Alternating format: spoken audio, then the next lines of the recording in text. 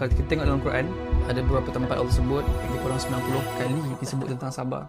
Maksudnya bila berlaku permulangan, dia ada something. Walaupun kita rasa macam, oh, Tuhan ada ke waktu aku nak bersabar ni kan? Tapi sebenarnya Allah sentiasa berada pada waktu itu ataupun ketika mana kita memang berada dalam keadaan memerlukan kesabaran. Dan paling simple lah, kita tengok kisah para Nabi.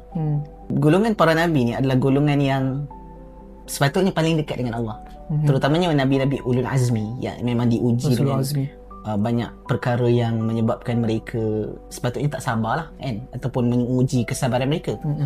Tapi kalau kita tengok daripada sudut Al-Quran kan, Allah Subhanahu Wa Taala berfirman, fasbir kama sabara ulul azmi. Sabarlah seperti mana sabarnya ulul azmi.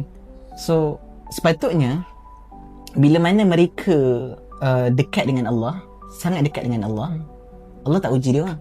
Sebab tu dia menjawab kepada soalan orang tanya, aku diuji ni, adakah Allah tak sayang aku? Betul. Betul tak?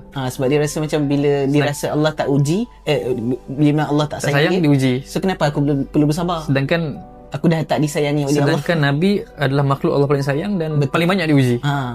So bila mana Nabi ataupun golongan para Nabi ni walaupun dekat dengan Allah, tetapi mereka adalah golongan paling banyak diuji. So bila mana mereka diuji, agak-agaknya apa perkara yang paling penting yang mereka perlu ada? Sabar. Tak ada pilihan lain. Kalau tak, senanglah mereka akan senang untuk sedih, habis sedih. Kan?